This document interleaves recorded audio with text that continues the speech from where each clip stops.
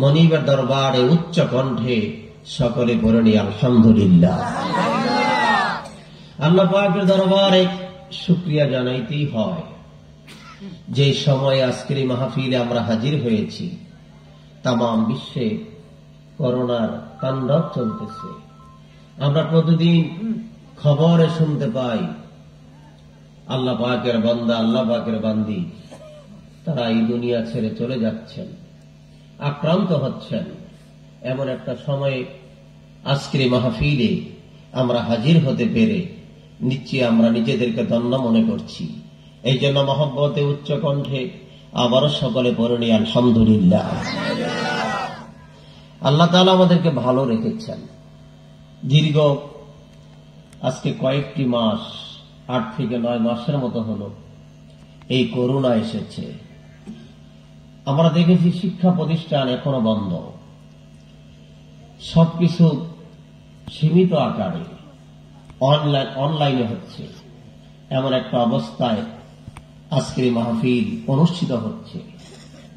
এটা নিশ্চয়ই আল্লাহ পাকের একটা বিশেষ মেহেরবানি। আল্লাহ তাআলা বলেছেন, ওয়া কানা বিল মুমিনিনা রহিমা, আমি আল্লাহ তাআলা দয়াশীল। ওয়া কানা বিল মুমিনিন, যারা হলো মুমিন ঈমানদার, তাদের প্রতি আমি আল্লাহ তাআলার দয়ার নজর। সুবহানাল্লাহ। আল্লাহ তাআলা যদি দয়া না করতেন তাহলে আসা সম্ভব ছিল না, আসতে পারতাম। আল্লাহ পাক দয়া করেছেন যে আমাকে সুস্থ রেখেছেন, আমি ভালো আছি। আল্লাহু আকবার বলবেন না? তুমি দয়ার ধৈ বরাবর, দুঃখের সাগর তুমি করলে পার। পাপী তাপী গুনাহগার চাহি তোমার করুণা। লা ইলাহা ইল্লাল্লাহ মুহাম্মাদুর রাসূলুল্লাহ। আল্লাহু আল্লাহ আল্লাহু আল্লাহ তাআলা বড়ই মেহেরবান, বড়ই দয়াবান। যাদের করোনা হচ্ছে তাদেরকে অক্সিজেন দিতে হয়, আইসিইউতে রেখে একটা বিশেষ প্রেসারে, যাতে শ্বাস প্রশ্বাসটা স্বাভাবিক থাকতে পারে। এ আল্লাহর বান্দা, এ আল্লাহর গোলাম, আমাদের হায়াতের জিন্দেগিতে কেউ 50, কেউ 60, কেউ 70, কেউ 80 বছর আল্লাহ তাআলার পক্ষ থেকে আমরা অক্সিজেন গ্রহণ করলাম। এই যে হাসপাতালে অক্সিজেন দেওয়া হয়, 1 ঘন্টায় হাজার হাজার টাকা বিল উঠে, একদিনে লক্ষাধিক টাকা গুনতে হয়। কিন্তু বাজান রে, এই যে সারা জীবন আল্লাহ তাআলার পক্ষ থেকে অক্সিজেন নিলাম, বলেন দেখি কোনদিন বিল পরিশোধ করতে হয়েছে নি? আল্লাহ তাআলা এই অক্সিজেনের ব্যবস্থা করে দিলেন, কোন বিল পে করতে হয় নাই। কি শুকরিয়া আল্লাহ পাকের দরবারে জানাইব। ওই হাসপাতালে মানুষগুলো কাতরাচ্ছেন, কষ্ট হচ্ছে তাদের শ্বাস প্রশ্বাস নিতে। এই বাংলাদেশের একজন শিল্পপতি, তিনি যখন হাসপাতালে ভর্তি, যখন তার করোনা হলো, তার মৃত্যুর পরের দিন পত্রিকা এসেছে, সংবাদে এসেছে, উনি বলতেছিলেন, ডাক্তার সাহেব, আমার নিঃশ্বাস নিতে কষ্ট হচ্ছে, আল্লাহ তাআলা আমাকে এত সম্পদ দিয়েছে, এই সম্পদের হিসাব আমি জানি না, কোথায় কোন সম্পদ আমার আছে। এ ডাক্তার সাহেব, আপনি কি আমাকে স্বাভাবিক নিঃশ্বাসের ব্যবস্থা করে দিতে পারবেন? আমাকে কি ভালো করে দিতে পারবেন? যদি পারেন, আল্লাহ আমাকে যত সম্পদ দিয়েছে সব আমি আপনার নামে লিখে দিব। ডাক্তার হতবাক হয়ে তাকিয়েছিলেন, হতবাক হয়ে গেলেন। এই দুনিয়া ছেড়ে চলে যাওয়া লাগবে, কেউ আমরা থাকতে পারবো না। এই পৃথিবীতে আমরা এসেছি, আল্লাহ বলে, বান্দা কেন তোমার পাঠাইলা? তুমি আমার দাসত্ব করবা, তুমি আমার গোলামি করবা। লিয়াবুদুন, আল্লাহ বলে, লিয়াবুদুন, তুমি আমার গোলামি করবা, তুমি আমার দাসত্ব করবা। আমি তোমাকে যেই হুকুম দিয়েছি তুমি হুকুমটা মানবা। বান্দা আল্লাহর হুকুম মানে না।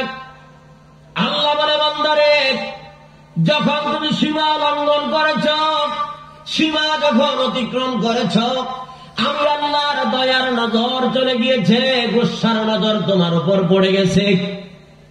আজকে তামাম পৃথিবীব্যাপী করোনার তাণ্ডব। এর কারণটা কি? নিজে নিজে একটু চিন্তা করে।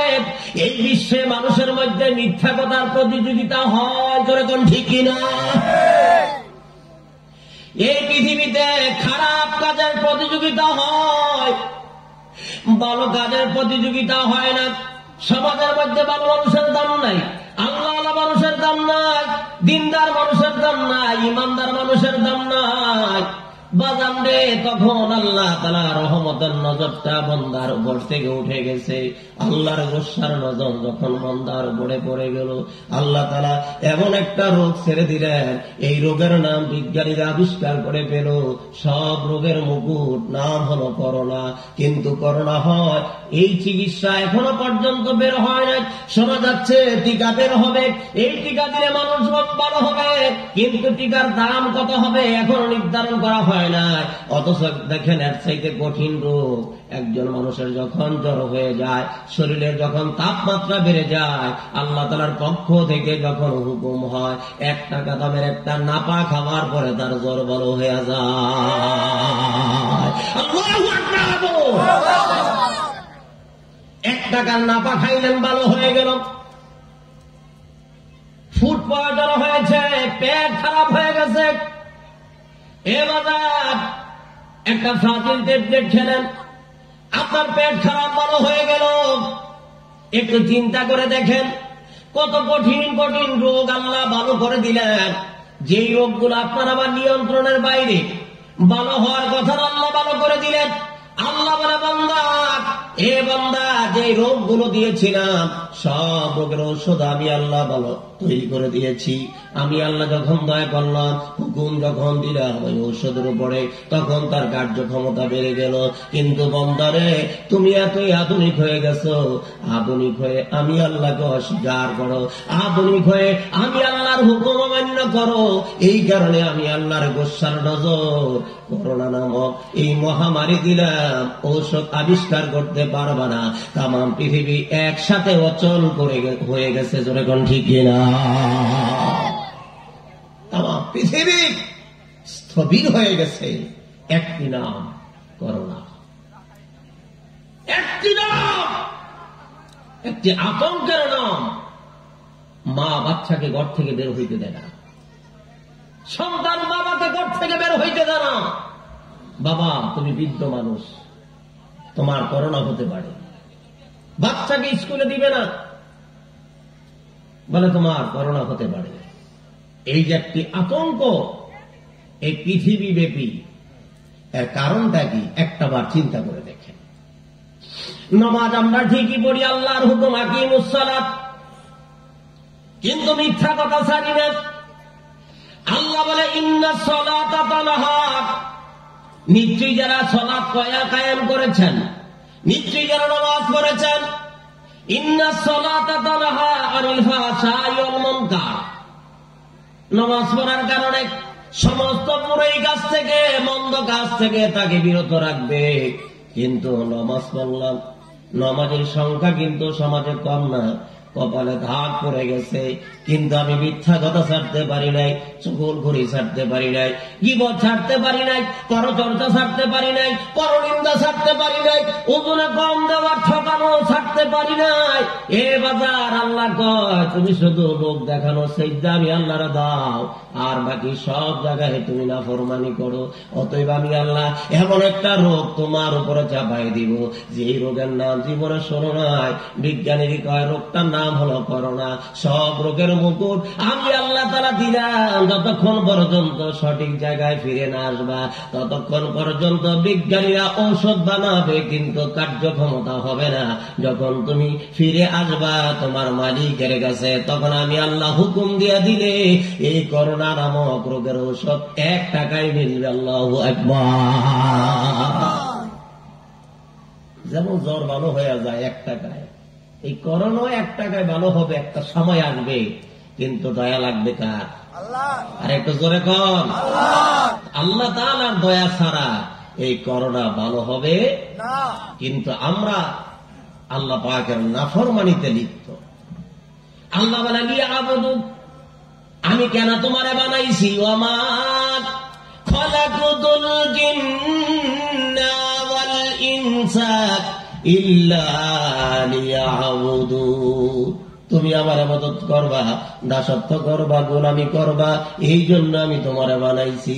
আমার অবস্থাটা দেখেন, বন্দা কত বেহুশ, বন্দা কত বেহুশ। করোনা যখন আসা শুরু করলো, বলে চাউলের সংকট হবে, খাবারের সংকট হবে, এই জন্য কি করতে হবে, আমার 1 মাসে 1 বস্তা লাগে, কিনতে হবে 6 বস্তা। কি কর, কিনছেন না? আপনার বাড়ির পাশে ওই জঙ্গলায় শিয়াল থাকে, শিয়ালের খাওয়ান লাগে না?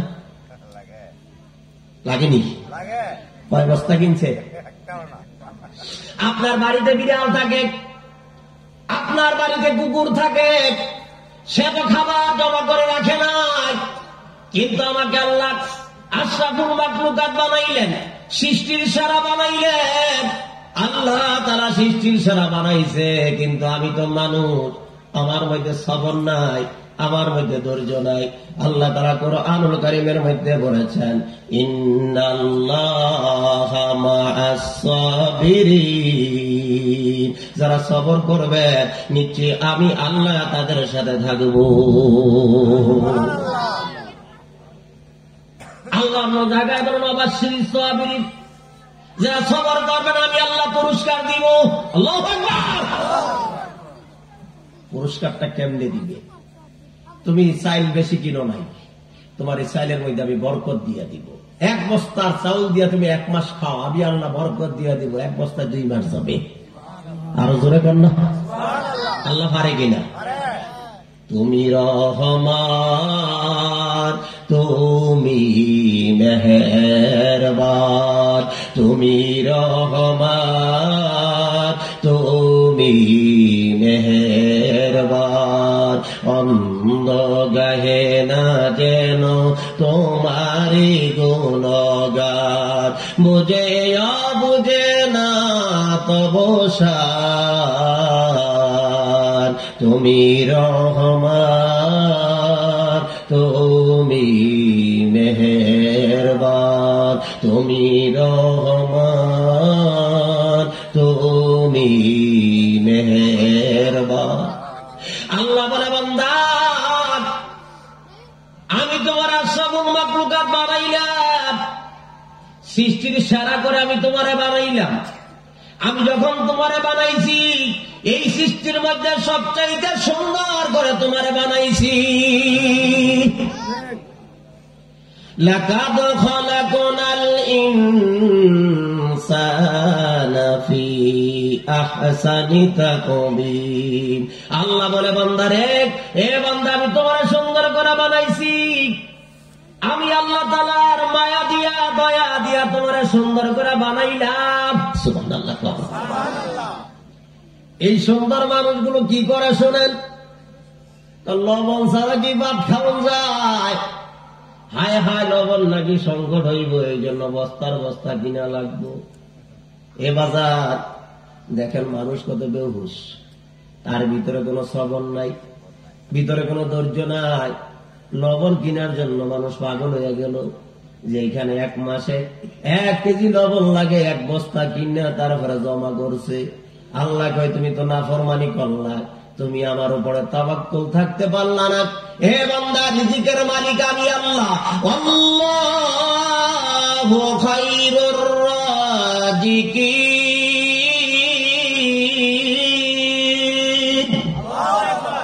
আল্লাহ বলে আমি আল্লাহ উত্তম রিজিক দাতা। এ বান্দা, ক্ষুধা লাগলে আমি আল্লাহ খাওয়াই, তুমি চিন্তা করো কে? তুমি দোকান দিয়া বসে আছো, তুমি তো টেলিফোন করে বলো না আব্দুর রহিম সাহেব তাড়াতাড়ি আসো, আমার দোকান থেকে সওদা কিনে নিয়ে যাও, আব্দুল করিম তুমি আসো, এই কথা বলেন না। দোকান দিয়ে বসে আছেন, আপনার টাকার প্রয়োজন হয়েছে, আল্লাহর বান্দার মনটাকে নরম করে দিয়েছে, তার প্রয়োজন হয়েছে, আপনার দোকানে আল্লাহ বান্দা পাঠিয়ে দিয়েছে, সদাই ক্রয় করে আপনার টাকার ব্যবস্থা কে করে দিয়েছে? জোরে কর, আরো জোরে কর, আল্লাহু আকবার। বান্দা যখন আল্লাহর উপর থেকে ভরসা ছেড়ে দিয়েছেন, যখন নাফরমানিতে লিপ্ত হয়েছে, যে লবণ জমা করতে হবে, চাউল জমা করে রাখতে হবে, তখন আল্লাহর গোসার নজরটা বান্দার উপরে পড়ছে। এই করোনা নামক এই ভাইরাস আজকে তামাম পৃথিবীতে গ্রাস করেছে। এর কারণটা কি? এই পৃথিবীতে যত উন্নত রাষ্ট্র আছে, এরা মেতে উঠেছে মানুষের অশান্তি তৈরি করার জন্য। কোন দেশে ঝগড়ার সৃষ্টি করে অস্ত্র বিক্রি করতে পারবে, তার মুনাফা হবে, এই চিন্তায় তারা ব্যস্ত। সাধারণ যে রাষ্ট্রগুলো আছে, গরিব এই দেশগুলোতে ভাই ভাই ঝগড়া, সমাজে গোত্রে ঝগড়ার সৃষ্টি করে তারা সেখান থেকে ইন্ধন দিচ্ছেন।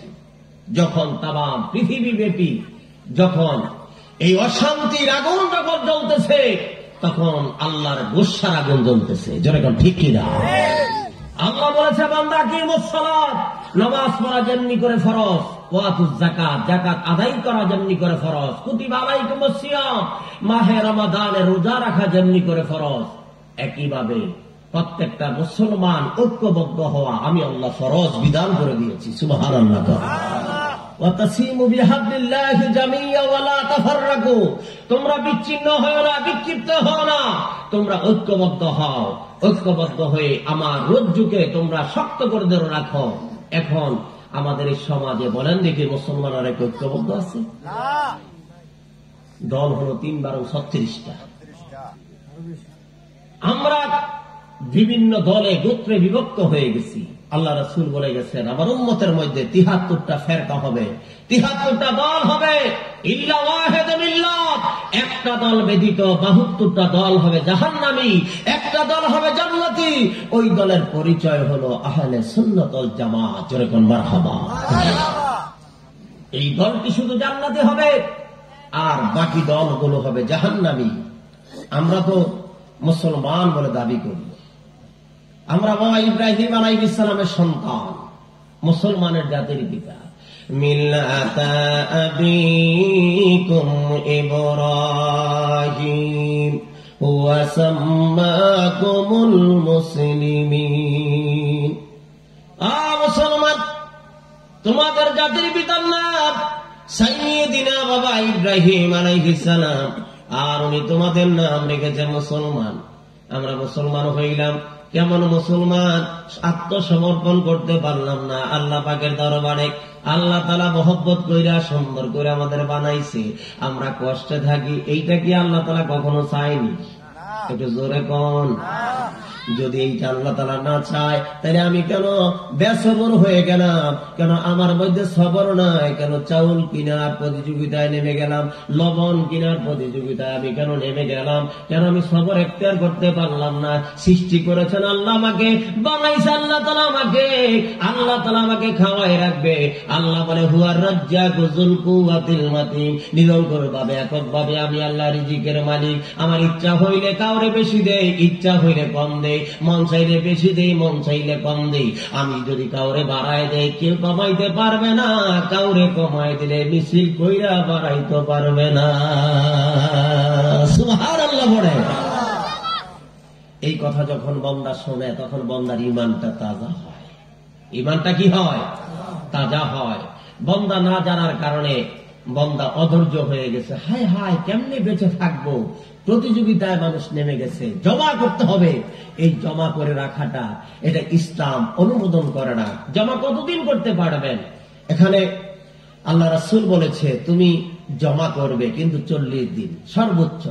তুমি তোমার সংসারের অধীনস্থ যারা আছে তাদেরকে নিয়ে খেতে পারো, এমন কিছু মওজুদ তুমি করো। কিন্তু তুমি বৎসরের পর বৎসর খেতে পারো এমন মওজুদ যদি তুমি করো, তাহলে তোমার অপর আরেক ভাই কষ্টে পড়বে, কষ্টে থাকবে।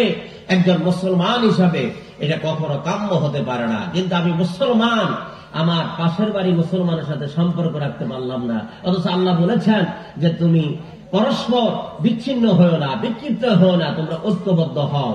ঐক্যবদ্ধ হয়ে আমার রজ্জুকে তোমরা শক্ত করে ধরে রাখো। দেখেন মরহুম সুরুজ আলী ব্যাপারী সাহেব, ওনার এই যে একটি ইচ্ছা, প্রতি বছর ওনার বাড়ির আঙ্গিনায় একটি মাহফিল হবে। উনি নিজে করেছেন ওনার জীবদ্দশায়, ওনার ইন্তেকালের আগে উনি বলে গেছেন ওনার সন্তানদেরকে যে তোমরা করবা, আমার সামনে বলেছেন তোমরা করবা। এতে করে মানুষের মধ্যে ভ্রাতৃত্বের বন্ধন সুদৃঢ় হবে। এই বৎসরে একটা দিন এই বাড়ির আঙ্গিনায় মানুষ আসবে, এরপরে মানুষের মধ্যে মেহমানদারি হবে। এই মেহমানদারি আল্লাহ রাসূল নিজে পছন্দ করেছে। সুবহানাল্লাহ। এক সাহাবী বললেন, ইয়া রাসূলুল্লাহ, ইয়া হাবিবাল্লাহ, আপনার কাছে কোন উম্মত প্রিয়? নবীজি বললেন, তুতি মুতাম, যেই মানুষটা মানুষের মেহমানদারি করে, মানুষের মেহমানদারি করা আমার কাছে প্রিয়।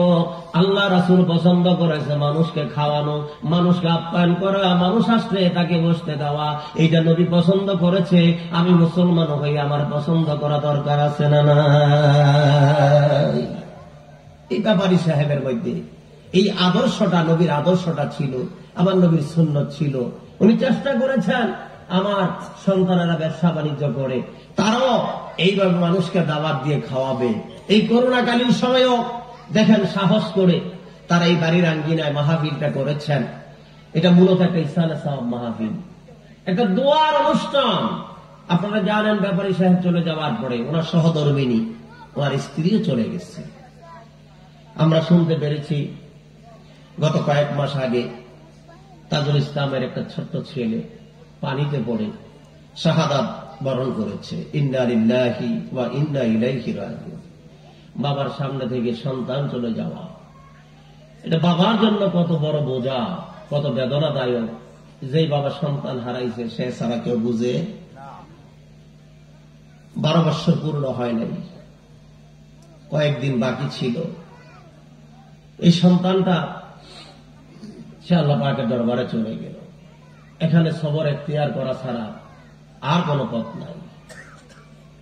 আল্লাহ নবী যখন মেরাজের স্মরণীয় রাত্রিতে আল্লাহ পাকের আরশে নেমে গেলেন, ওই সপ্তম আকাশের উপরে গিয়ে দেখলেন ইব্রাহিম আলাইহিস সালাম বাইতুল মামুরের সাথে হেলান দিয়ে বসে আছেন। চতুর্দিকে ছোট্ট ছোট্ট ছেলেরা মেয়েরা দৌড়াদৌড়ি করে, খেলাধুলা করে। আল্লাহ নবী বললেন, এ জিব্রাইল, এই সপ্তম আকাশের উপরে এই যে ছোট্ট ছোট্ট ছেলেরা মেয়েরা দৌড়াদৌড়ি করে, এরা কারা? এবার জিব্রাইল আলাইহিস সালাম বললেন, ইয়া রাসূলুল্লাহ, ইয়া হাবিবাল্লাহ, এই ছেলে মেয়েগুলো ওই ছেলে মেয়ে যারা বালেগ হওয়ার আগে, বালেগা হওয়ার আগে ইন্তেকাল করেছে। আল্লাহ তাআলা কিয়ামত পর্যন্ত হযরতে সাইয়্যিদিনা বাবা ইব্রাহিমে খলিলের পাশে তাদেরকে জমা করবে, আর তাদেরকে আল্লাহ নামে তাসবিহ শিখাবে।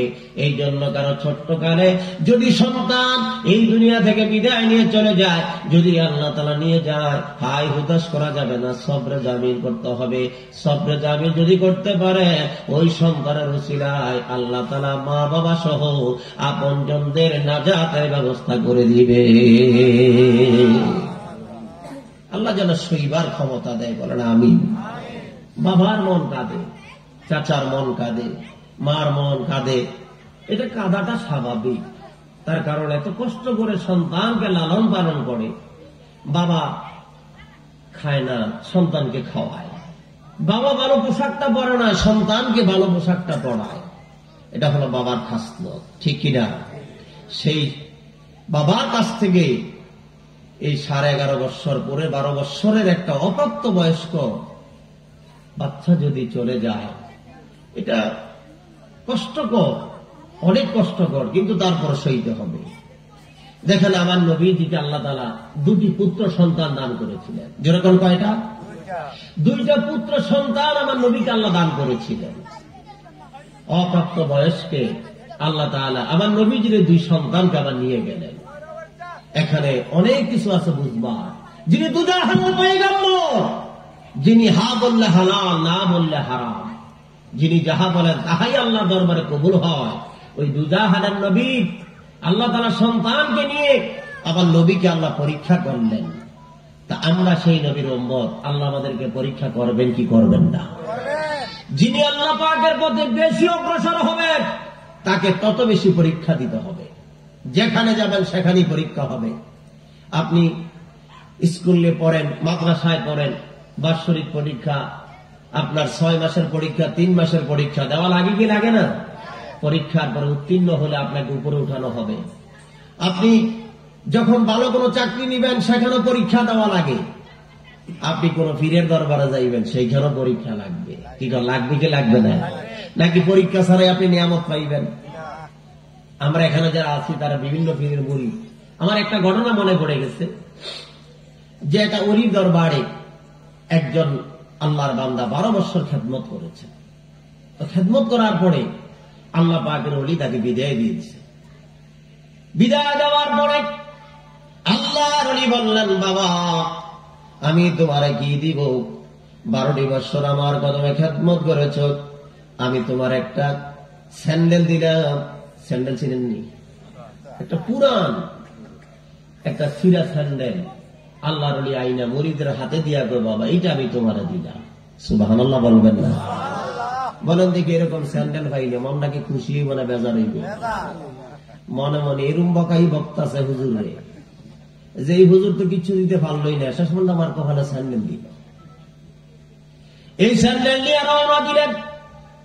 পথ দিয়া যাচ্ছে, হঠাৎ করে ওনার এক পীর ভাইয়ের সাথে সাক্ষাৎ। যার সাথে সাক্ষাৎ হলো সে বড় জমিদার, অনেক সম্পদের মালিক। তাকে দেখার পরে বললেন, ভাইজান আপনি কোথা থেকে আসলেন? মানে মুর্শিদের দরবার থেকে। কতদিন পরে? 12 বছর পরে। আপনি 12 বছর খেদমত করলেন, হুজুর আপনাকে কি দিল একটু কি জানতে পারি? মনটা বেজার। আস্তে করে বললেন, হুজুর আমাকে একটা ছিঁড়া স্যান্ডেল দিলেন, এই স্যান্ডেলটা নিয়ে বাড়ি থেকে আমি রওনা দিয়েছি। ওই মনে যদি কিছু না নেন, আমার বাড়িতে আপনার দাওয়াত, আমার বাড়িতে আপনি দাওয়াত খাবেন, বিশ্রাম করবেন। জমিদার পীর ভাই যখন এই কথা বললেন, ওই মুরিদ মনে মনে চিন্তা করে, যেহেতু উনি বলেছেন দাওয়াতটা কবুল করি। উনি আস্তে করে তার বাড়িতে গেলেন। যাওয়ার পরে তাকে আপ্যায়ন করলেন, মেহমানদারি করলেন।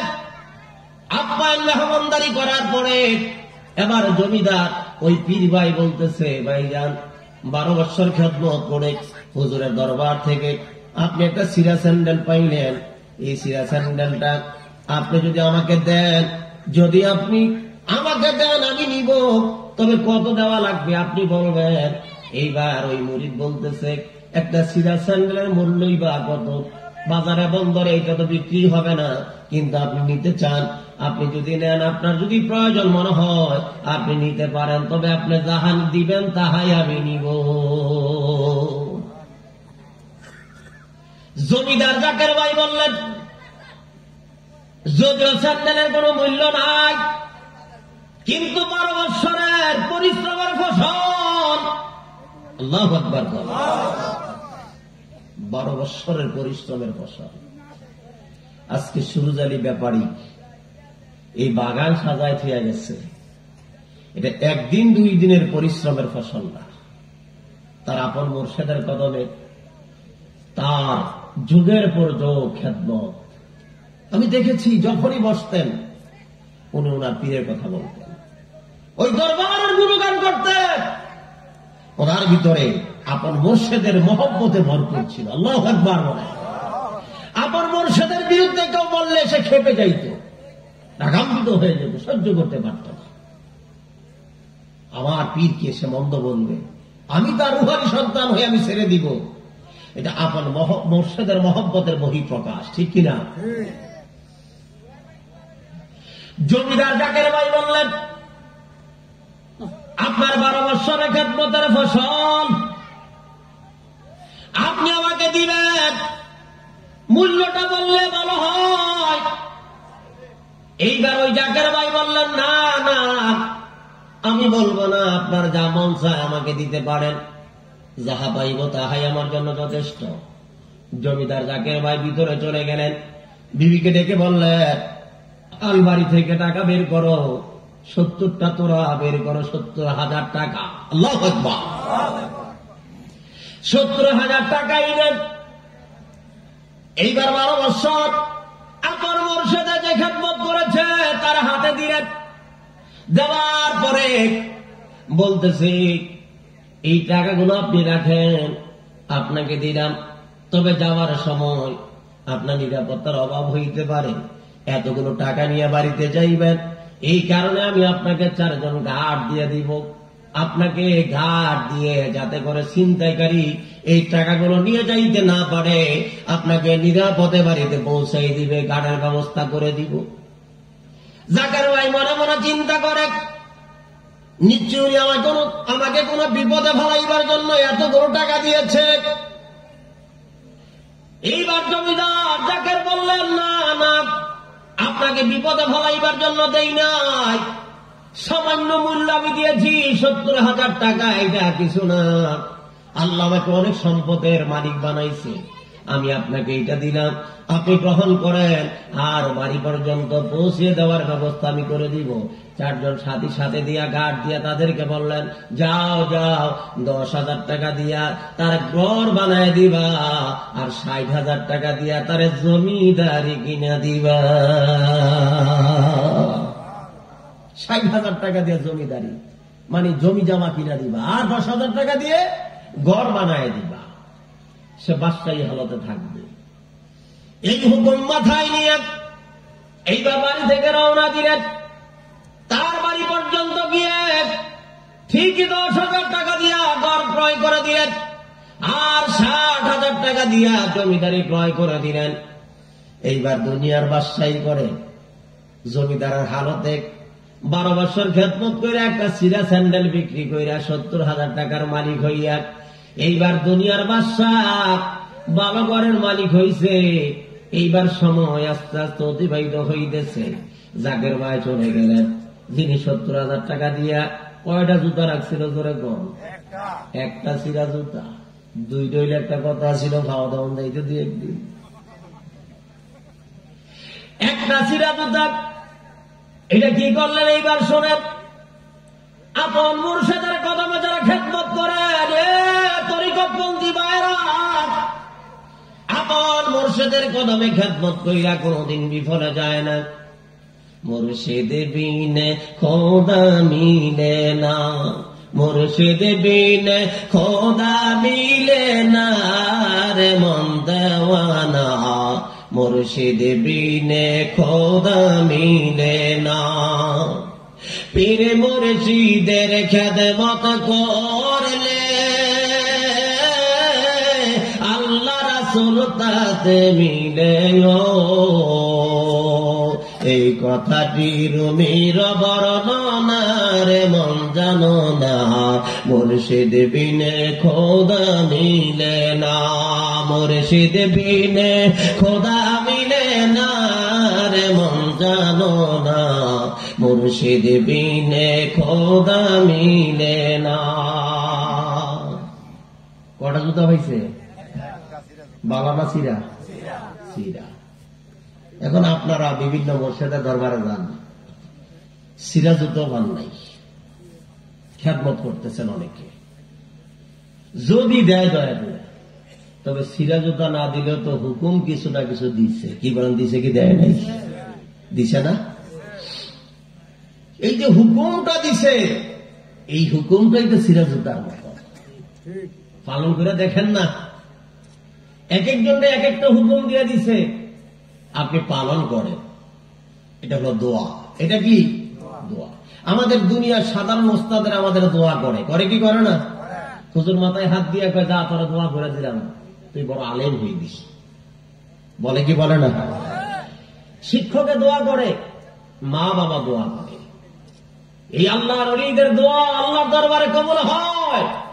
তার কারণ মালাহুল মাওলা ফালাহুল কুল, যে বান্দা আল্লাহর হয় আল্লাহ সেই বান্দার হয়। বান্দার জবান হয় আল্লাহর কুদরতি জবান, বান্দার হাত আল্লাহর কুদরতি হাত, বান্দার পা হয় আল্লাহর কুদরতি পা। বান্দা যে জবান দিয়ে কথা বলে আল্লাহর কুদরতি জবান দিয়ে বলে। সুবহানাল্লাহ।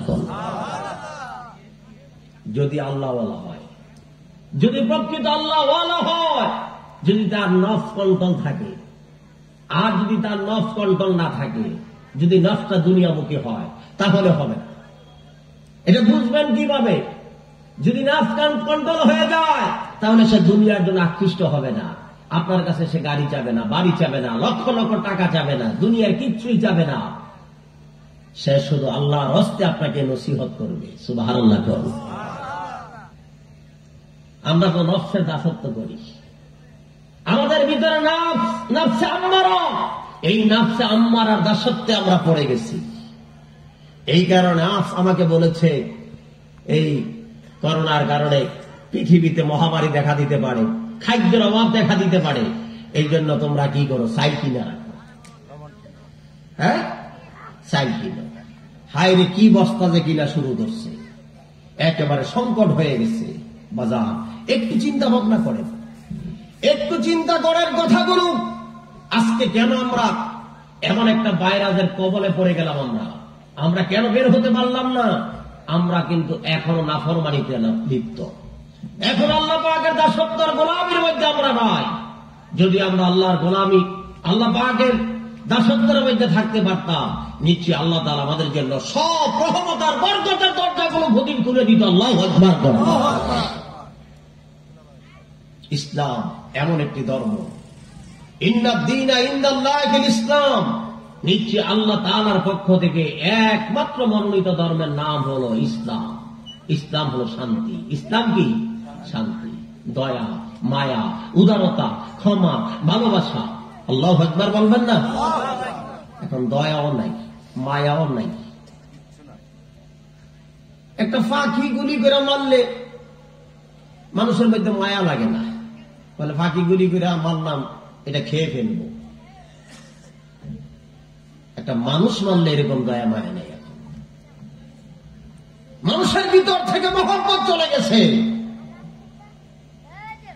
ভালোবাসা চলে গেছে। অথচ আল্লাহ রাসূল এই মানুষকে কত ভালোবেসেছেন, মহব্বত করেছেন।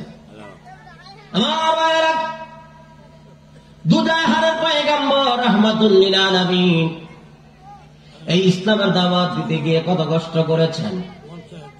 খন্দকের যুদ্ধে আমার নবী পরিখা খনন করেছে, গর্ত করেছে, বাংকার খনন করেছে, সেখানে সাহাবায়ে কেরাম লুকিয়ে যুদ্ধ করবেন। 3 দিন অনাহারে এক সাহাবী আল্লাহ রাসূলের কদমে এসে বললেন, ইয়া রাসূলুল্লাহ, ইয়া হাবিবাল্লাহ, আপনার দাওয়াত আমার বাড়িতে,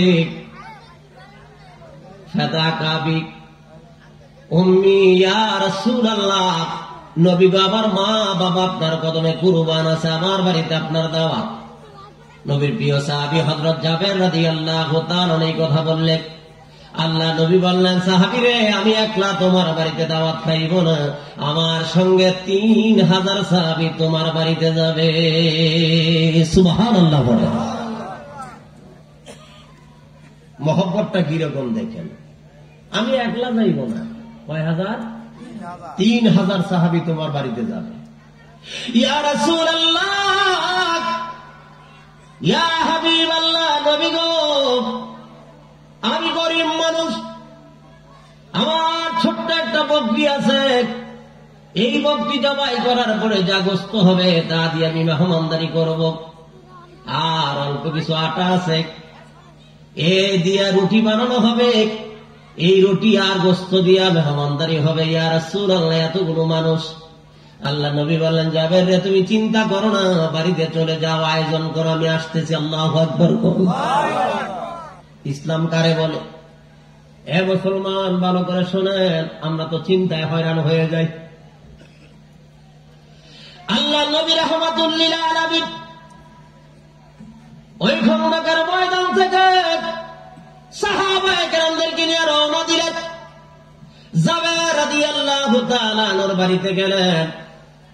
যাওয়ার পরে গিয়ে ডাকতেছে, জাবের কোথায়? ইয়া রাসূলুল্লাহ, ইয়া হাবিবাল্লাহ, আপনি আসুন। আমার নবীকে ঘরের মধ্যে নিয়ে গেলেন। বলেন দেখি, একটা ছোট্ট ঘর, এই ঘরের ভিতরে 3000 সাহাবীর জায়গা হবে নি? জোরে কোন জায়গা পাওয়ার কথা না, কিন্তু দুজাহানের বাদশা, দুজাহানের পয়গম্বর রাহমাতুল লিল আলামিন সাহাবায়ে কেরামদেরকে নিয়ে গেলেন। আল্লাহ নবী বললেন, যাবার কি পাপ করেছ? ইয়া রাসূলুল্লাহ, একটা বকরি জবাই করেছি আর সামান্য রুটি তৈরি করেছি। নবীজি বললেন, ডাকনা খুলবা না, ডাকনাটা বন্ধ করে সেখান থেকে দেওয়া শুরু করো, আমি হুকুম দিলাম। সাহাবায়ে কেরাম খাইতে শুরু করলেন, একটা করে রুটি দেয়, কিছু গোশত দেয়, এইভাবে সাহাবীরা খাইতেছে, এক এক প্যাকের পর এক খাইতেছে। খাইতে খাইতে 3000 সাহাবীর খাওয়া শেষ হয়ে গেছে। আল্লাহু আকবার, আরো জোরে করুন আল্লাহু আকবার। আল্লাহ নবী বললেন, যাবে, এবার তুমি বসো, তোমার নিয়ে আর তোমার সন্তান নিয়ে আমি খেতে বসবো। জাবের রাদিয়াল্লাহু তাআলা ভিতরে চলে গেলেন। এ বিবি, সন্তান কোথায়? ডাক দাও। আমার কপাল কত ভালো, দুজাহানের পয়গম্বর, দুজাহানের বাদশা রাহমাতুল লিল আলামিন আমার 2 সন্তান সাথে নিয়ে আমাকে নিয়ে আজকে রুটি গোশত খাবে। বিবি চোখের পানি ছেড়ে দিয়া কান্না করে, স্বামী গো, ও স্বামী, সারাটা দিন সন্তান খেলাধুলা করেছে, খেলাধুলা করে ক্লান্ত হয়ে গেছে, এখন বিছনার মধ্যে ঘুমিয়ে আছে। আবার নবীকে গিয়া বলো, আমার নবী যদি রুটি গোশত খায় আমার সন্তানের খাওয়া হয়ে যাবে।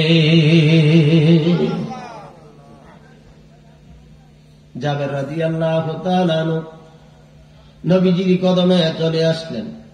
ইয়া রাসূলুল্লাহ, ইয়া হাবিবাল্লাহ, আমার বিবি বলেছে আপনি যদি খান আমার সন্তানের খাওয়া হবে। সারাটা দিন ক্লান্ত পরিশ্রান্ত খেলাধুলা করেছে ছোট্ট মানুষ। ইয়া রাসূলুল্লাহ, এখন তো ঘুমিয়ে আছে। রাহমাতুল লিল আলামিন বললেন, আল্লাহ তাআলা জিবরাইলের মাধ্যমে আমাকে জানায় দিছে তোমার সন্তান ছাড়া আমি নবী তোমার বাড়িতে রুটি গোশত খাইব না। দুঃখের দিনের দরদি মোর নবী কামলেওয়ালা, নবী কামলেওয়ালা বলেন, দুঃখের দিনের দরদি মোর নবী কামলেওয়ালা, নবী কামলেওয়ালা। তুমি আসবে জানে আদার রাতে, জ্বলবে চেরাগে লালা, নবী কামলেওয়ালা বলেন, দুঃখের দিনের দরদি মোর নবী কামলেওয়ালা, নবী কামলেওয়ালা। আল্লাহুম্মা সাল্লি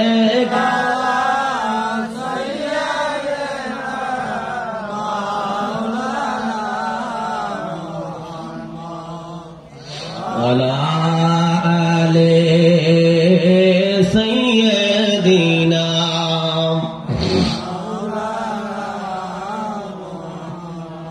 নবী গো, আপনার ভালোবাসায়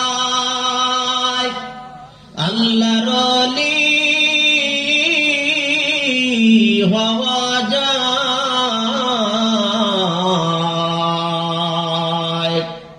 নবী গো, আপনার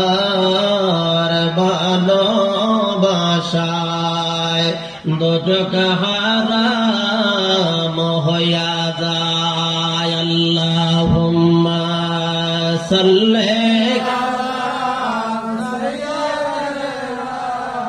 মাওলানা মুহাম্মদ ওয়া আলা আলি সাইয়্যিদিনা।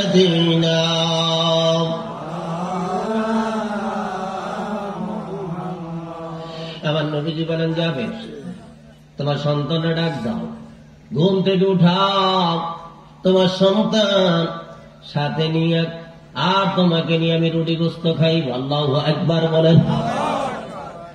এর আগে খাইছে কয়জন? 3000। ধরে কোন কয় হাজার? আল্লাহু আকবার বলবেন না? আমি আপনি হইলে চিন্তায় হয়রান হয়ে যাইতাম, এই অল্প আটা দিয়া এতগুলো মানুষের মেহমানদারি কেমনে করবো? একটু বেশি করে পাকাও, কম করতে পারে। এই পবিত্র ইসলামী জলসা যখন করবেন, নিয়তটাকে সহি করবেন। ওই 1 ডেক বেশি পাকাইতে হবে, 2 ডেক বেশি পাকাইতে হবে এমন কথা বলবেন না। আপনি যাহা নিয়ত করছেন তাহাই করবেন, বরকত আল্লাহ তাআলা দিবে। যেই তবারক খাইতে 1000 মানুষে, ওই তবারক 2000 মানুষের মধ্যে বন্টন হবে, কম হবে না। আমার মুর্শিদ কেবলা ওই বিশ্বজাকের মঞ্জিল পাক রওজা শরীফে যারা পাকশালায় খেদমত করেন তাদের শুধু বলতেন, বাবা পাকাও। আর যাকে রান্না আসে গান্ডা খাবার গ্রহণ করে, তবারক গ্রহণ করে। এমন একটা দরবার রে, যেই দরবারে শুধু মানুষ তবারক গ্রহণ করে, কোনোদিন টান পড়ে না, কোনোদিন কম পড়ে না। এর কারণটা কি? এই বরকতটা কোন কারণে? এই বরকতটার কারণ হলো যিনি আল্লাহ রাসূলের আশিক, যিনি আমার নবীর মহব্বতের মানুষ, তার জবান দিয়া হুকুম দিয়েছে, বাবা খাওয়াইতে থাকো। এই দরবার আল্লাহ রাসূলের দরবার, এই দরবার থেকে কোনোদিন কম পড়বে না। সুবহানাল্লাহ পড়েন। হুজুর কেবলাদার বলতেন, বাবা তামাম পৃথিবীর মানুষ আইসা যদি কিয়ামত পর্যন্ত চাইতে খায়, তবু বাবা শেষ হবে না। সুবহানাল্লাহ বলবেন না? এটা তো ইমানের কথা, কিন্তু আমার ইমান দুর্বল, এই জন্য ডেক আরো 2টা বাড়ায় দেয়। তো আল্লাহ তাআলা আমার বরকত দেয়, এই 2 ডেক বাড়াইছে, আল্লাহ 4 ডেক বর্ধিত করে দিলাম। এরপরে কোন জায়গায় এগুলি খাওয়াই বাহারা চিন্তা করে হয় না। গতকালকে আমার এক প্রোগ্রাম ছিল, এইখানে তবারক বেশি হয়েছে, পরে চিন্তায় পড়ে গেছে কি করবে। তো সেখানে সরকার দলীয় এক লোক ছিলেন, আমার একটা মাদ্রাসা আছে, 80 জন ছাত্র। তো ফোন দিছে যে হুজুর ছাত্ররা কি খাইছে কিনা? কারণ এখনো খায় নাই। কারণ তাই নিয়ে কিছু তবারক পাঠা দিতেছি কয়েকদিন। তো তাড়াতাড়ি 1 ডেক সেখানে পার্সেল করছে। এটা নিয়ে এখন বিপদে পড়ছে, এটা দিবে কোথায়? তাহলে খাবার নিয়েও মানুষ বিপদে পড়ে। এই জন্য বাজান, আমি যেন আল্লাহর উপরে ভরসা রাখতে পারি, তাওয়াক্কালতু আলাল্লাহ, এটা যেন ভুলে না যায়। কেন আমি বলবো টান পড়বে, আরো বেশি পাকাইতে হবে কেন? আমরা এই মুসলমানেরা কোরআন হাদিস আমরা বলে গিয়েছি, কোরআন হাদিসের চর্চা আমাদের মধ্যে নাই। আমরা শুধু খাম খেয়ালি পড়া করি। আমরা একটা ইসলামী জলসাকে যদি বিয়ের মতো মনে করি, তাহলে ঠিক হবে? একটু জোরে বল, ঠিক হবে? ঠিক হবে না। ইসলামী জলসা জলসা আর বিয়ের অনুষ্ঠান বিয়ের অনুষ্ঠান, এটা রাত দিন ডিফারেন্স, এটা মেজবানি নয়। ইসলামী জলসা এটাতে হলো তবারুক, আর বিয়েটা হলো খানা। বেশ কম আছে না নাই? এই তবারুকের এতই বরকত, দেখেন আল্লাহর নবী 3000 সাহাবী নিয়ে গেছে। নবীজি কয় তুই মুতাম, যে মানুষের মেহমানদারি করে সে আমার উত্তম উম্মত। এই ব্যাপারী সাহেব এই খাওয়ানোটা পছন্দ করত। সুবহানাল্লাহ বলবেন না? খাওয়ানোটা পছন্দ করত, দেওয়াটা পছন্দ করত। আমাকে তো অনেক বেশি মহব্বত করত। আমাকে মহব্বত এতই বেশি করত যে আমি ওনার কথা বলতে পারি না। মানুষকে লক্ষ লক্ষ টাকা দিলেই মন জয় করা যায় না। আমি দেখছি ওনার ছেলেরা যদি আমার ওই 1 ফানা 2 ফানা কলা কাইটা দিত, ওটা কি আনছস, মামা সাহেবের একটা ছড়ি দিয়ে দিই। আমি বলতাম, দাদা এটা তো নেওয়া যাইতো না। না নেওয়া গেলে এটা পৌঁছে দিব বাসা। এটা তার মহব্বত, এটা তার ভালোবাসা। যে একজন আলেমকে মহব্বত করলে আল্লাহ রাসূল আমাকে মহব্বত করবেন, আল্লাহ মহব্বত করবেন, এটা ওনার একটা মনের ভিউ ছিল। এটা মহব্বতের বহিঃপ্রকাশ। একটা কলার শরীরটা আমার কত ইউ, এটা বহন করা কষ্টকর। একবার গাড়ি নিয়ে গেলাম বিক্রমপুর ওয়াজ করতে, আমার এরকম এক মিষ্টি কুমড়া নিয়ে হুজুর এটা নিতে। আমি বললাম যে মিষ্টি কুমড়া লইলে তো এই গাড়ি লোড হয়ে যাবে। তো হুজুর আমি বুঝি না লোড হবে কি লোড হবে না, কিন্তু আমি নিয়ত করছি আমরা দিব। চিন্তা করেন, একটা মিষ্টি কুমড়ার দাম আর কত হবে, কিন্তু তার মহব্বত আলুর বস্তা লয়েছে, হুজুর আলুর বস্তা দিয়ে দিবে। এখন এই যে দেওয়াটা আল্লাহর নবীর কাছে সাহাবায়ে কেরাম এইভাবে হাদিয়ে নিয়ে গেছে। এখন নবীর যারা নাই তাদেরকে মানুষ দিতে চায়, এটা মহব্বতের নজরানা। হুজুর কেবলা জানকে মানুষ দিয়েছেন, হুজুর কি সব খাইছে? জোরে কর, সব উনি খায় নাই, উনিও বিতরণ করেছেন, উনিও দিয়েছেন। এটা আমাদেরকে শিখতে হবে। এর নাম হলো ইসলাম। এর নাম কি? বস্ত্রহীনের বস্ত্র। যার বস্ত্র নাই, কাপড় নাই, তাকে কাপড় দান করা, এটা হলো ইসলাম। যার অন্ন নাই, খাবার নাই, তাকে খাবার দান করা, এটার নাম হলো ইসলাম। কিন্তু আমি ভরি 50 টাকা ভোর, আমার পাশের বাড়ি আরেকজন শীতের মধ্যে কষ্ট করে, খবরও নেই না। আমি খাই প্রত্যেকদিন 10 পদের তরকারি দিয়ে, আমার পাশের বাড়িতে না খাইয়া তাকে খবর লই না। আমার কাছে ইসলাম নাই। ইসলামটা কি বুঝতে হবে? চিকিৎসাহীনের চিকিৎসা। একজন মানুষ কষ্ট পাচ্ছে রোগে, আপনি তাকে ডেকে নিয়ে যান ডাক্তারখানা, তাকে ডাক্তার দেখান, তাকে ঔষধ কিনে দেন। এটা হলো সবচেয়ে বড় খেদমত। এর নাম হলো ইসলাম। আল্লাহু আকবার বলেন। এই ইসলাম আজকে মুসলমানের মধ্যে নাই, আছে নাকি? এই ইসলাম নাই। আছে আমাদের মধ্যে ভোগের ইসলাম, আমাদের মধ্যে আছে ভোগের, ত্যাগের ইসলাম নাই। হযরত ইমাম হুসাইন রাদিয়াল্লাহু তাআলা আনহু উনি ত্যাগের ইসলাম করেছেন। ত্যাগের মহিমায় আমাদেরকে উজ্জীবিত হইতে হবে। এই ত্যাগ যাদের মধ্যে আছে তাদের দাম আল্লাহ পাকের দরবার অনেক বেশি, অনেক মর্যাদা। তারাই হল আল্লাহওয়ালা, তারা হল আল্লাহর ওলি। তাদের সম্পর্কে আল্লাহ বলেছেন লা খাউফুন আলাইহিম ওয়ালা হুম ইয়াহজানুন, তাদের কোনো ভয় নাই, তাদের কোনো চিন্তা নাই। সুবহানাল্লাহ কন্না। এদের সম্পর্কে আল্লাহ বলেছেন ওই কবরও তাদের ভয় নাই, হাসরও তাদের ভয় নাই, মিজানও তাদের ভয় নাই। আল্লাহ নবী বললেন যাবেন তোমার সন্তান ডাক দাও। হযরত জিবরাইল বলেছে আল্লাহ তাআলার পক্ষ থেকে তোমার সন্তান ছাড়া খাওয়া যাবে না। বিবির কাছে দৌড়ায় গেছে, বিবিরে তাড়াতাড়ি ডাক দে। দয়াল নবী বলেছেন সন্তান ছাড়া খাওয়া যাবে না। আল্লাহ পাকের হুকুম। বিবি কান্না করে, বিবি কান্না করো কেন?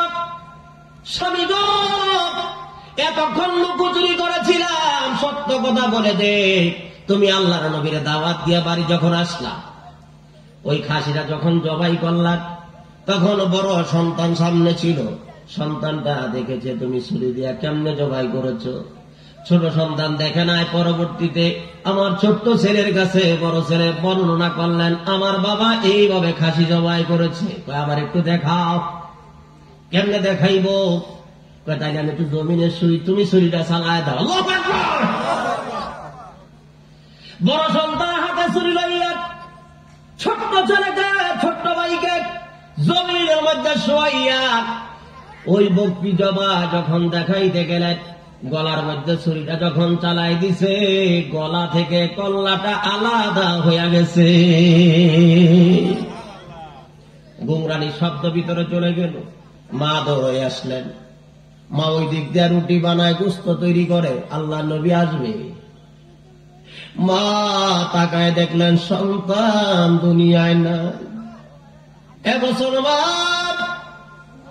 আমার নবীর পাগল, আমার নবীর আসে জাবের রাদিয়াল্লাহু তাআলার স্ত্রী একটা বারও বলে নাই আজকে আমার বাড়িতে দুর্ঘটনা হয়ে গেছে, এই জন্য নবীর দাওয়াত কেনছে, আজকে আমার বাড়িতে আর কোনো মেহমানদারি হবে না, এই কথা বলে নাই। তাড়াতাড়ি ছোট্ট বাচ্চাটাকে ঘরে এনে চাদর দিয়ে ডাইকা রাখছে।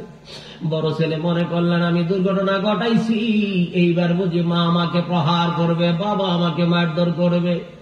বড় ছেলেটা ভয়ে পালাইবার চেষ্টা করলেন। পাথরের সাথে পায়ের আঘাত লাগলে জমিনের মধ্যে পড়ে গেলেন। মাথার বাড়ি লাগলো পাথরে, মাথাটা ফেটে চৌচির হয়ে রক্ত পড়া শুরু করলো। এইবার সাথে সাথে বড় ছেলেটা আল্লাহ দরবারে চলে গেলেন। ছোট্ট ছেলের গলা কাটা, বড় ছেলের মাথা ফাটা। ওই বড় সন্তান ঘরের ভিতরে আইনা চাদর দিয়া ডাইকা রাইগা এবার সবটা জামিল করে, ধৈর্য ধারণ করে রুটি বানায় আর গোস্ত পাকায় আনবে রে দয়াল নবী আমার ঘরে। আল্লাহু আকবার। মাঝে দরিয়া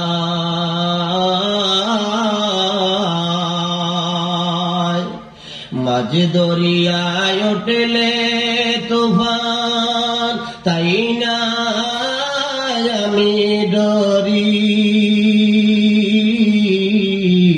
জানি আমায় তুলে নিবে তোমার সাফায়াতের তরি, তোমার বেগম নয়ন জানি করবে আমায় নেগাহবানি, রঙবে দোসর দিনগুলি মোর তোমার আখিয়ালা,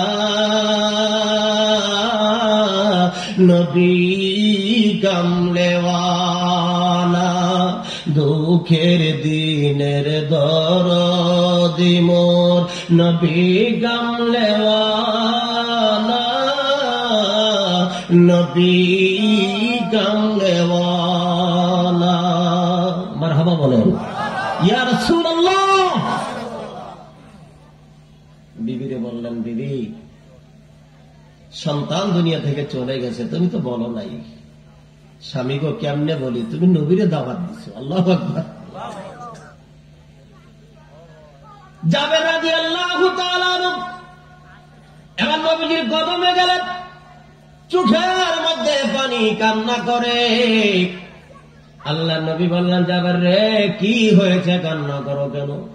ইয়া রাসূলুল্লাহ, বারবার আপনি বলতেছেন আমার সন্তান ছাড়া খেতে পারবেন না, সন্তান কেমনে আনবো? এই হলো ঘটনা। ছোট্ট সন্তান জবাই হয়ে গেছে, আর বড় সন্তান মাথায় আঘাত থেকে দুনিয়া থেকে চলে গেছে। দুইটা সন্তান মৃত। আল্লাহ নবী বললেন, জাবের রে আমার নিয়ে চলো। পাশের গড়ে বিছনার মধ্যে চাদর দিয়া ঢাকা। আল্লাহর নবী তার বরকতি হাত মুবারক এই আঙ্গুলটা চাদরের মধ্যে লাগাইয়া টান দিয়া কয়, বাজান আর কথা ঘুমাইবা, তাড়াতাড়ি ওঠো, তোমাদেরকে লইয়া রুটি গোস্ত খাইব। আল্লাহ নবী ডাক দিতে দেরি, জাবের দুইজন সন্তান চিন্তা হইতে দেরি লাগে না। আল্লাহ নবী রুটি গোস্ত খাইলেন। এইবার নবীজি চলে যাবেন। জাবের রাদিয়াল্লাহু তাআলার স্ত্রী এইবার গুনগুনায় কান্দে। আল্লাহ নবী কয়, জাবের রে তোমার বিবির মনে কি কষ্ট, কান্নার আওয়াজ আসতেছে, কারণটা কি? দৌড়ায় গেছে জাবের রাদিয়াল্লাহু তাআলা গিয়া আল্লাহর বিবি রে, আল্লাহর নবী তোমার কান্নার আওয়াজ পেয়েছে, জিজ্ঞাসা করেছে তুমি কেন কান্না করো? এ জাবের আমার নবীরে গিয়া বলো, তোমার সন্তান দুনিয়া থেকে বিদায় নিয়ে গেছে, তোমার সন্তানরে আবার আল্লাহর দরবার থেকে এনে দিছে, আমারে কি দিছে? আল্লাহু আকবার, আল্লাহু আকবার। আমার যে বকরিটা ছিল, এই বকরিটা আমি জবাই করলাম আল্লাহর নবীর মেহমানদারির জন্য। আল্লাহ নবী যখন ওই রুটি গোস্ত খাইতেছিলেন, আল্লাহ নবী বললেন, জাবের ওই বকরির হাড় তুমি রেখে দাও।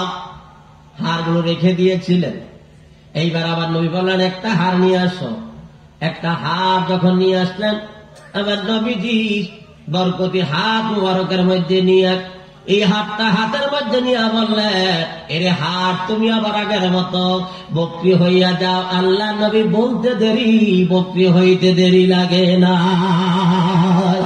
দো জাহানের বাদশা নবী কামলেওয়ালা, বলেন দো জাহানের বাদশা নবী কামলেওয়ালা, যার পরে পরম দরো, যার পরে পরম দরো আল্লাহ তাআলা, দো জাহানের বাদশা নবী কামলেওয়ালা, বলেন দো জাহানের বাদশা নবী কামলেওয়ালা, দু জাহানের বাদশা নবী কামলেওয়ালা। আমার নবী বললে হা বললে হালাল, না বললে হারাম। নবী যাহা বলেছেন আল্লাহ পাকের দরবারে তাহাই হয়ে গেছে। ওই নবীজির দুই সন্তান, দুই সাহেবজাদাকে আল্লাহ তাআলা ছোট্ট বয়সে মাসুম অবস্থায় নিয়ে গেছে। আল্লাহু আকবার বলবেন না? সেই নবী পাকের সন্তান চলে গেছে, আল্লাহ নিয়ে গেছেন। এখন আমাদের সন্তান ছোট্ট বয়সে নিয়ে গেলে শুধু যদি কান্নাকাটি করি, তাহলে কি আল্লাহ রাজি হবেন? আল্লাহ খুশি হবেন? কি করতে হবে? সবর করতে হবে, ধৈর্য ধারণ করতে হবে। আল্লাহ তুমি দিয়েছ। অনেক মানুষ আছে বিয়ে করছে 3-12-36 হয়ে গেছে, কোনো বাচ্চা কাচ্চা হয় না, আছে না? কি বলেন, আছে না? আল্লাহ আপনারা 3টা দিয়ে একটা নিয়ে গেছে। আল্লাহ পরীক্ষা করতেছে যে কি পজিশনে আপনি আছেন। আপনাকে যে আল্লাহ নিয়ামত দিবে, আপনি কোন পজিশনে আছেন, আপনি কি সেই নিয়ামত ধারণ করতে পারবেন কিনা, এটা আল্লাহ পাকের পরীক্ষার এখতিয়ার আছে না নাই? একটু জোরে কন। দেখবেন ছোট্ট ছেলেরা মেয়েরা ওই যে পুতুল বানায়, এরপরে পাতিল বানায়, বিভিন্ন রকমের খেলনা বানায়, আবার রাগ করে এটা বাইঙ্গা ফেলায়, করে কিনা? তো সে বানাইতে পারে, ভাঙতেও পারে। আল্লাহ মানুষকে বানাইছে, আবার আল্লাহ মানুষকে নিয়েও যাইতে পারে। এটা আল্লাহ পাকের শান। সুবহানাল্লাহ কন্যা। তো যাদের রাদিয়াল্লাহু তাআলা নবীজির কদম থেকে দেখেন নিয়ামত পাইলেন, সেই সন্তান চলে গেল, আল্লাহ তাকে ফিরিয়ে দিলেন। আবার যেই বকরি খেয়ে ফেলেছে বিবির কথায়, সেই বকরি ফেরত দিছে। এইবার বকরি দৌড়াইয়া বিবির ঘরে গেছে। বিবি ডাক দিয়া কয়, স্বামী গো, বুঝতে পারলাম না যে বকরিটা তুমি জবাই করছিলা, একেবারে হুবহু কোন বেশ কম নাই, ওই বকরিটা আমার ঘরে ফিরে আইছে। সুবহানাল্লাহ পড়ে মেহমানদারি হয়ে গেল, আল্লাহ নবীও খুশি হয়ে গেলেন। কিন্তু আমরা কেমন ইসলাম পালন করি? আমাদের সেই ইসলাম আর সাহাবাই কেরামদের ইসলামের মধ্যে পার্থক্য আছে না নাই? আসুন আমরা সেই সাহাবাই কেরামের ইসলাম, আবার নবীর ইসলামকে আমরা ফলো করি। ফলো মি প্রফেট মুহাম্মদ সাল্লাল্লাহু আলাইহি ওয়াসাল্লাম। আমরা যারা পীরের কাছে যাই, যারা যাই না, আমরা প্রত্যেকেই আল্লাহকে চাই। কাকে চাই? আল্লাহ তাআলাকে চাই। আমরা সালাত আদায় করি, আমরা যাকাত দেই, আমরা ভালো কাজ করি। এই আমলের মাধ্যমে আল্লাহ নৈকট্য লাভের আমরা চেষ্টা করি। ওই যে বলতেছিলাম, একটা সিরা জুতা পাইছে, মনে আছে তো আপনাদের? আছে। এখন এই সিরা জুতার বিনিময়ে কি হয়েছে জানা দরকার আছে না নাই? এইটা নিয়ে আজকে বাড়িতে যাইবেন, লম্বা আলোচনা করব না। আমি ওনাদেরকে আগেই বলেছি, মাহফিল 10টার মধ্যে ক্লোজ হবে ইনশাল্লাহ। তার কারণ অন্য বৎসরের মতো এই বৎসরের পরিবেশ পরিস্থিতি নাই। এই জন্য আমরা সেই দিকে খেয়াল করব। যারা তাবারক দিবেন তার আগে থেকে রেডি থাকেন। আমরা যে কোনো মুহূর্তে দয়াল নবীকে সালাম দিব, সালাম দিয়ে আপনাদের মধ্যে তাবারক বিতরণ করবো। আপনার নিরাপদে স্বাস্থ্যবিধি মেনে আপনারা আস্তে আস্তে বাড়ির দিকে যাবেন। আর এখনো যারা বসবেন, একেবারে গায়ের সাথে গা মিলাইয়েন না, একটু দূরত্ব রাখবেন, ডিস্টেন্স রাখবেন। তার কারণ এই করোনাকালীন সময়ে আজকের মাহফিলে এসে যদি আপনাদের কোনো ক্ষতি হয়ে যায়, এর দায় দায়িত্ব এই কর্তৃপক্ষ তারা কিন্তু বহন করতে পারবে না। এই জন্য আপনাদেরকে বলবো, একটু স্বাস্থ্যবিধি মেনে আপনারা যারা পরে আসতেছেন, আপনারা একটু ফাঁকা হয়ে বসবেন, একেবারে মিশে বসবেন না। জিকির করেন লা ইলাহা ইল্লাল্লাহ, লা ইলাহা জোরে লা ইলাহা। আসমান সুন্দর, জমিন সুন্দর, আর সুন্দর গাছপালা, তাহার চাইতে অধিক সুন্দর, তাহার চাইতে অধিক সুন্দর নূর নবী কামলে আলা। লা ইলাহা জোরে লা ইলাহা লা ইলাহা লা ইলাহা ইল্লাল্লাহ মুহাম্মাদুর রাসূলুল্লাহ। জোরে বলুন সাল্লাল্লাহু আলাইহি ওয়াসাল্লাম। যেই মুরিদ 12 বছর খেদমত কইরা একটা সিরা স্যান্ডেল পাইলেন, এইবার 60,000 টাকা দিয়ে জমিদারি, 10,000 টাকা দিয়ে বাড়িঘর খুব আরামে থাকে। মনে মনে চিন্তা করে যে আহাম্মক আমার কাছ থেকে এই 70,000 টাকার বিনিময়ে এই সিরা জুতাটা কিনা নিল, তার অবস্থাটা একটু দেখা দরকার আছে। বাড়ি থেকে রওনা দিলেন। এইবার বাড়ি থেকে যাইয়া ওই জমিদারের বাড়ির সামনে গিয়া দাঁড়াইলেন। দাঁড়াইয়া দেখে তার মোর্শেদের দরবার যেই রকম ছিল, ওই রকম দরবার তার বাড়িতে। সুবহানাল্লাহ। মানুষ তার বাড়িতে আসে, তাকে আল্লাহ নিয়ামত দিয়েছেন, সে মানুষকে তরিকতের সবক দেয়। হাজার হাজার মানুষ খাইতেছে।